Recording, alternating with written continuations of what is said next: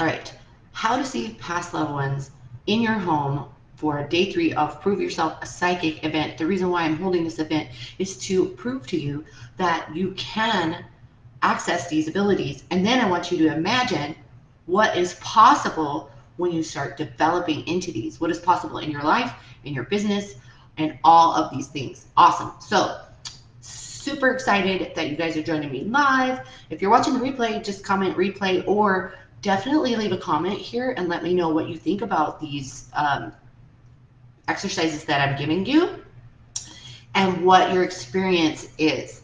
So, those of you that don't know me, right, I'm Brandalene Johnson. I have been teaching psychic and mediumship development for years and years, and it's absolutely a super passion of mine, and I've seen hundreds of people transform their lives, and so I absolutely love doing these exercises with you guys.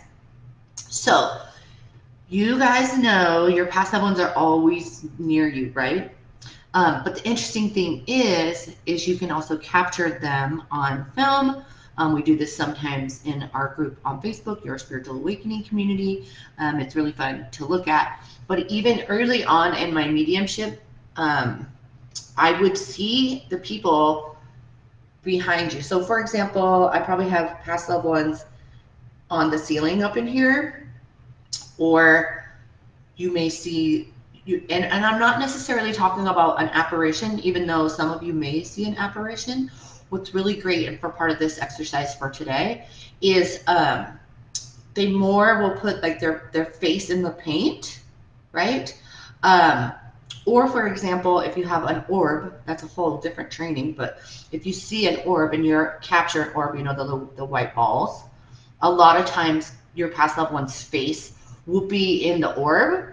This is another ability that I had early on where it's like, and as soon, for me at least, because I'm clairvoyant, as soon as I see their face, then we make that connection, that mediumship connection. Now that goes further into development, but for today, I want you guys to take some time, and I'm pointing to my wall right here. I want you to take some time and just allow your eyes to relax, and you know, maybe call in a past loved one that you're really comfortable with, right? Maybe your grandma, your great grandma, maybe somebody that you're really close with, so that you feel safe for this exercise. And just see if you could start seeing their face in the paint on the wall. Or you could take a picture, right, or a screenshot, and then zoom in and out and just allow your eyes to relax. I teach this to like maybe beginning mediums too. It's like their past loved ones are there, and sometimes they're just in the paint, right? So another way that you guys can do this too is once it gets dark, that's when it's a lot easier. So once it gets dark tonight, you can go into your dark room, but take your phone and put the flash on, and then invite some past loved ones in, either specifically, or you could just let it be organic and take a picture. And then I want you to like to zoom in and out of that picture, and you should be able to see some faces or a silhouette type of thing. And it's super fun. So the purpose of this training today is to let you know that you have the ability to tap into this mediumship experience. Um, and can you imagine how much richer, how much crazier your life would be if you could not only see them in the wall, but if you can actually have a two-way communication with them, whether they be your past loved ones, right? Or you're doing it for someone else.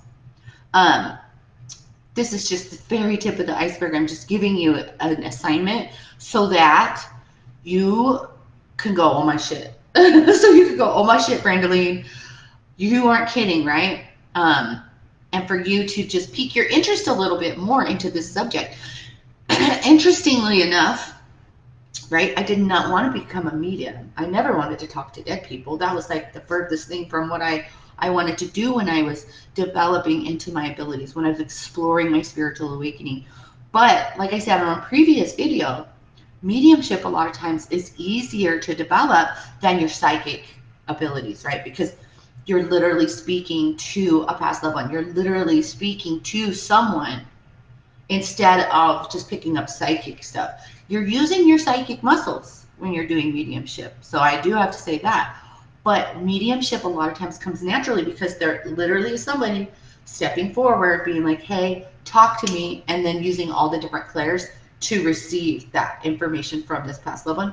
It is the most magical thing to be able to help somebody heal, to be able to give somebody information from their past loved ones and see how they transition literally. And I know we're only in 6 minutes. I literally just had the most hands down craziest mediumship experience with my daughter. Most of you guys have been following me for a while, so you know I don't do quote unquote readings anymore. I'm more step into coaching and teaching. But